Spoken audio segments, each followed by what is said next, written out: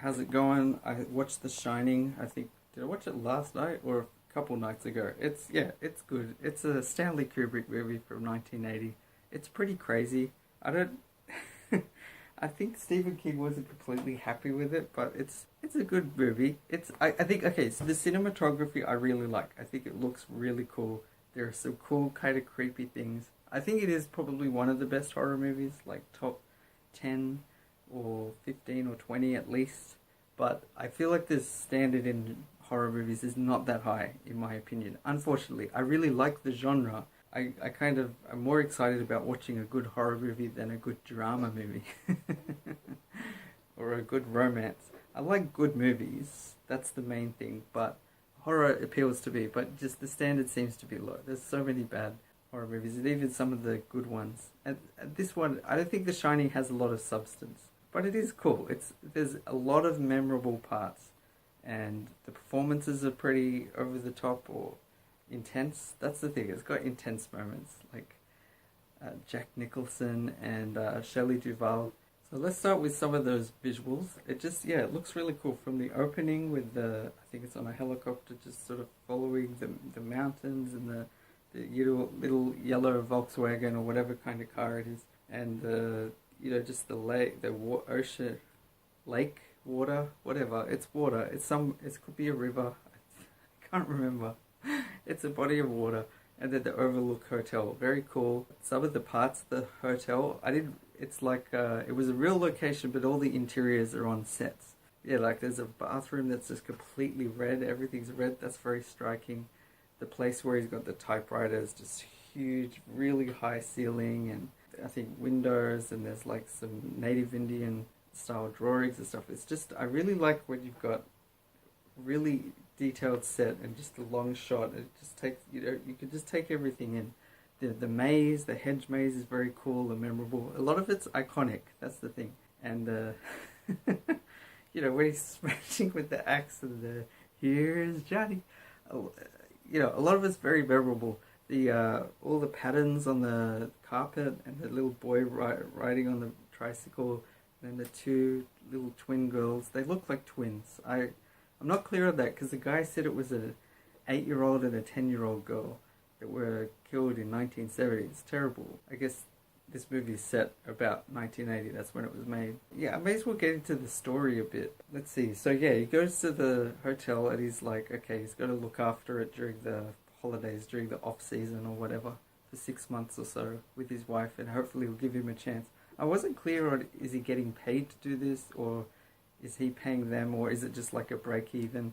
But anyway, I guess it means that they get somewhere to live, like free lodging, they get a spacious place. They may have to do a few chores throughout to maintain things, but he gets time to write his novel. But then, we hear this ominous story about a man killed his wife and two daughters in 1970. Just terrible. Jack Nicholson is like, that won't happen. I can assure you. I think the boy is alright. Like, he's not... Children are tricky in movies. I think acting is it's very tough. It's very tricky. There's a lot of bad acting out there, but... So he does okay. I think he's okay. It's hard to get really good kid actors, but he's alright. He does the... I forget the character's name, but he does the voice. It's just kind of cute and funny, but it works with the dark music and the close-ups. I don't think the kid knew it was a horror. He thought it was a drama. That's how they. But anyway, I guess he starts getting some weird feelings, and then they meet the black guy, Dick Halloran, is the actor, I think, Dick Halloran, and I don't think is he like the cook or something. He works in the kitchen, or he works at the place, the Overlook Hotel, and yeah, it's like he's got some connection. That was kind of creepy. That was kind of weird because he calls the kid Doc, and it's like, how did he know? The mother says, how did you know that was his nickname? I don't think we used it, but it's good. She doesn't like overreact, but she does just point it out. And anyway, and then he talks to the boy, and there's like a connection, and it's just funny. The boy asks about room 237, and it's why did he ask about that? So obviously he'd already received some message from something or someone.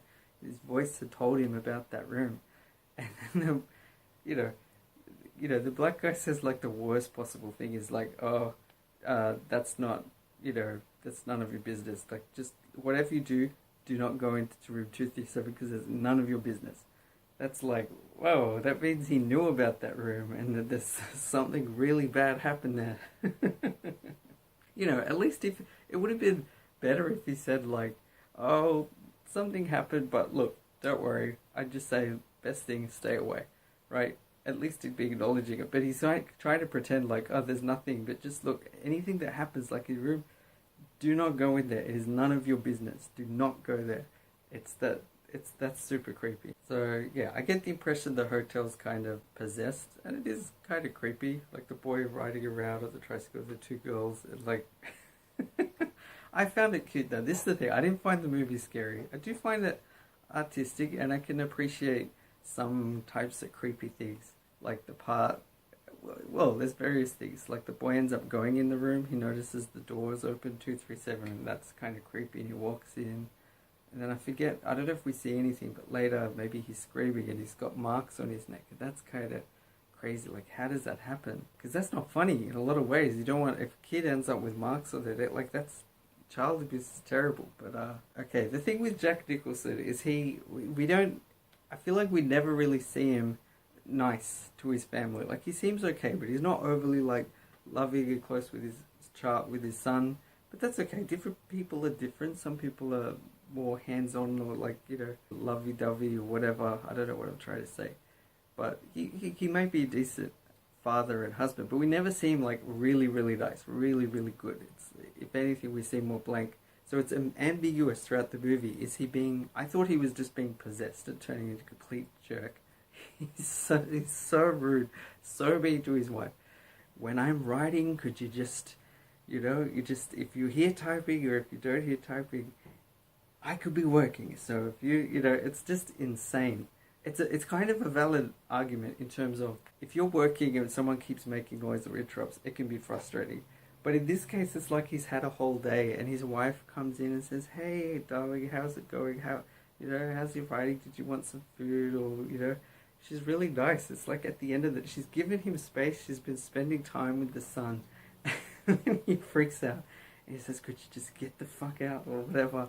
It's terrible. But this is the thing. There's references to him having, I guess, by accident, using a bit too much force on his son when his son angered him. I think this happened with Stephen King when he was writing one time. His son touched the papers, and I think he was just angry. I don't think he did anything, but that's the thing. In this case, the character accidentally hurt the son, and it's ambiguous. I guess maybe did he have a drinking problem? I guess it is a problem if you can accidentally hurt your son. That's a problem. You know, a parent shouldn't be hurting their son. It should never be doing anything anywhere near violent enough to risk hurting your son. It's not a very good excuse. I just used a little bit too much force. You have to be gentle. You have to be. And then I guess he's quit drinking since then. But that's the thing. We don't know how positive their relationship is. And that's where Stephen King seems to have said a couple of things along these lines. That it was meant to be a guy that was more of an everyman that then turns dark.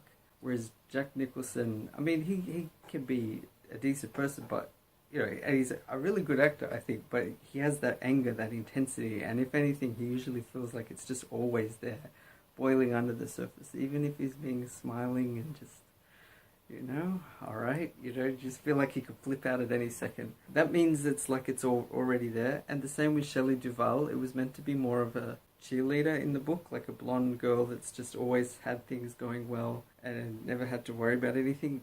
Then for this to happen, it would be more terrifying. But Shelley Duvall, it seems like she's already very...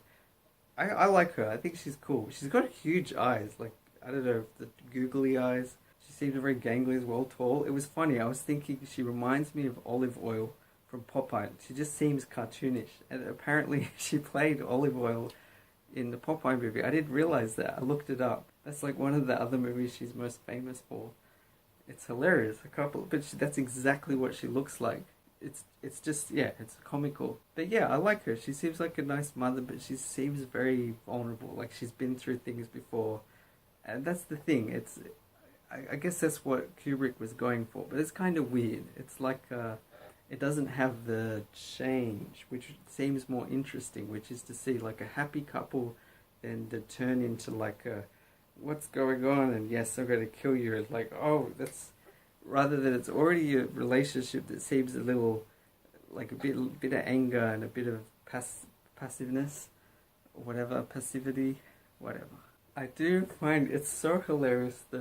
I mean, I feel a little bit bad for Shelley Duvall. I think there was a lot of pressure put on her. Maybe Kubrick. Kubrick is like a method director. It seems like he'll, there's a famous story about Dustin Hoffman in Marathon Man where he like, in order to prepare, like he deliberately didn't get enough sleep or something like that. So he's ready for and Laurence Olivier, there's some kind of anecdote that Laurence Olivier says something like, just try acting. That's, it just seems hilarious. Like two different approaches. And I tend to side with the Olivier side of the just you act. It's acting. You don't have to actually, but at the same time I can understand trying to get into character, keeping in character for a while. But you don't need to hurt yourself. You don't need to actually go without sleep. You can act like you haven't. I mean, whatever. You can do what you want, but you don't want to go too far. But Kubrick seems to think like if you want a character to be stressed, you have to actually stress them out on the set, and it's just it's maybe. I mean, okay, it's an approach. Maybe it works to some degree, but I think of it more as the director should make the actors comfortable and in a place where they can act and try things and do their job, not actually stress them out, not actually do whatever's in the movie, But anyway, yeah, I think Shelley Duvall's very good, but she's just, you could just tell, she's just like, what can she do? She's trying to be nice to her husband and he's so horrible. Like, you didn't let me finish.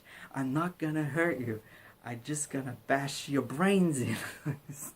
He says something like that as he walks up the stairs, but I just love how she's so like, she's holding the bat in the middle, not at the bottom where you can really like, she's so feminine and she's sort of swinging and there's other parts where she's running and it's so, like I'm not making fun of her, but it's just, she's like a complete damsel in distress, like very vulnerable. However, I like her actions are pretty smart and she actually seems to get by. Like for example, she manages to hit him and basically knock him out, and maybe because I feel like that's the thing. If there was a smaller person had a baseball bat, I feel like I wouldn't be that afraid. You just kind of block, you could grab it, So I felt like she didn't really have a chance against Jack Nicholson, except maybe he's a bit crazy, maybe he's a bit drunk or something. He's not quite, so that's why he was caught off guard, got hit and then hit in the head. And then she drags him into the place that made sense, but she can't open the door. There's little. She's trying to pull it. You just have to pull out the thing. She eventually does that. And I guess maybe that's a pattern in movies where the character freaks out and it's like they're trying to open, and it doesn't help. You need to like, okay, focused. Need to do this, But anyway, she still locks him up, shuts the door, locks it, is holding a knife, and again, it's just like, falls over like there's just no energy. But again, when she's in the bathroom, she gets her son out and she can't fit through herself. That's kind of funny. And then he's smashing through. That's terrifying. And her reaction is so visceral, so real. Like she's just terrified. But anyway, and then she manages to cut him though. So if you look at the things she does, she's mostly very smart and efficient and actually does a good job of surviving. I like how the impression I got was that Danny, the boy, sent out a message to Dick Halloran, the black guy, to come. I didn't realize that he traveled so far. He first off he makes a couple phone calls and then there's no response. That's messed up. That Jack Nicholson has disconnected like the radio and messed up the truck. It's psychotic.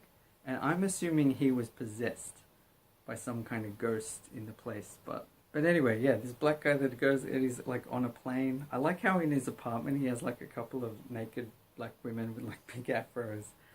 It just, I don't know if that means much. It's just his private abode where he lives. But anyway, so he's on the plane. He travels a huge distance, borrows, I guess, like a snowmobile sort of thing, and then gets there. And then just that shot as he's walking, and I just like that kind of slow shot that's moving and just the oh, that's messed up. It's interesting though, because I think that's the first time someone actually gets killed. there's a lot of suspense because there's only really three main characters: Jack, his wife, and his son. Right? The others are now the visions. By the way, are really kind of crazy. That stuff was interesting. Like when he goes into the bar and Lloyd's there, Lloyd's just seems very calm, friendly expression, but just completely motionless with like a tiny little smirk on his face. Just like, what's going on? There's all this, okay, and he's having drinks and he's talking to him, but then later there's a huge party, there's all the balloons, there's just a happening place like it's the 20s. That's what it looks like, the roaring 20s. And then, of course, there's the photo at the end, 1921, and he's in the middle there.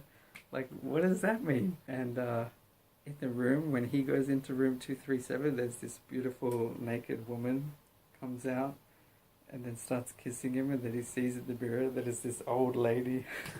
It's like, marks, I don't know what those are. I have no idea. Is it like diseased, or is that injuries? Is she meant to be the woman that was killed?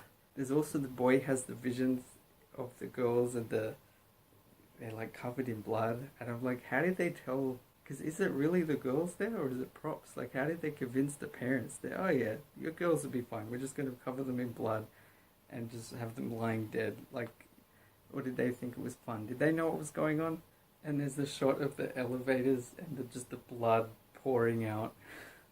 That's cool. The music, I have to say, just like, and that shot's in like slow motion. I think Kubrick kind of said, convinced them to use it in the ad. I think he said it was rusty water. So they're like, okay. It's very clearly blood. It's like a deep red, very ominous image, very cool. And it comes near the start of the movie. It's just like kind of like, whoa, what's going on? I like that kind of thing. But yeah, the music, because it was very good. It's a lot of kind of eternal, like 20th century kind of, that probably sounds stupid, but modern music, where you used to have classical music was more nice and romantic classical music, and then this is more like crazy, weird voices and stuff. Like Ligeti is one of the composers, Georgi Ligeti, and a couple other, Bela Bartok, I think. It's good though, it really adds. Part of it was like a heartbeat in 3/4, like boom, boom, boom, boom, boom, boom, boom, boom, 1, 2, 3, 1. Like, but then while there's this like build up of atonal kind of brass sounds, which I think has become more common in horror movies, is you have all this brass music. So I don't know if The Shining might have been one of the first movies to use that style of music, because in some ways horror movies haven't been around for that long, not the modern time. Like Halloween was maybe the first slasher, and that's, or Psycho, I guess, exists. But older movies were a bit more horrific in other ways. They were more like, they wouldn't show that much, but they'd be more suggestive and psychological. But yeah, I think the music's very effective in this movie. Yeah, there's some other visions where his wife sees there's that door that's open, and there's this guy in like a furry, like a bear costume, kind of gets up, and there's a guy lying on the bed, and that's just like, what is going on? Why is she seeing that?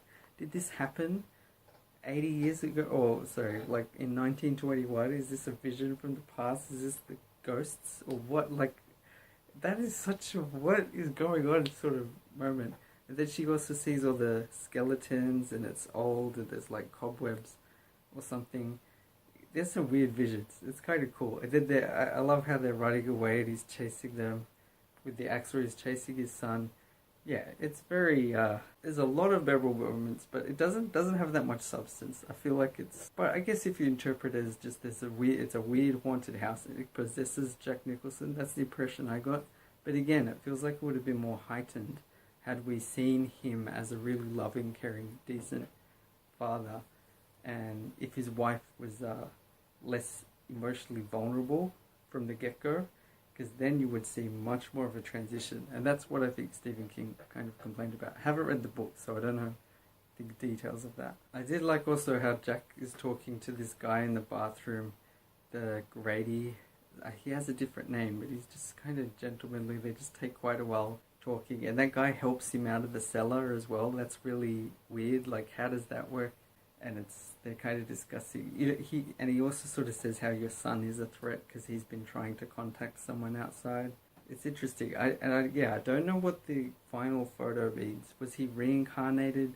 Was that his father or grandfather or great-grandfather or something in the past. I guess it's just open to interpretation. So, and I've seen some very bizarre, stupid interpretations online, like that this is some kind of admission that Kubrick filmed the moon landings, that it was faked. Another is that it relates to the number 42 comes up. Some of it's a little bit plausible. There's some interesting things there, but that's it. Again, so I say very good music, very good cinematography, good acting from the two leads. So some decisions about the overall structure of the movie, like and the nature of the characters, I don't know, it could have been better, and I don't actually find it scary. That's the thing. But lots of iconic images and moments throughout. But yeah, not that much substance. It would have been cool if there was a bit more conflict or some kind of, because it seems like Jack is just evil, like he's just been possessed. But if there was some parts where he was kind of good, or you could tell he was struggling to try to be good or to fight this spirit or something, that might be more interesting. But that doesn't seem to happen. He's just gone off the deep end. But it's a bit of an adventure. It's fun. So anyway, yeah, I give it like maybe an 8 or 9 out of 10. All right. Thanks for watching. Bye.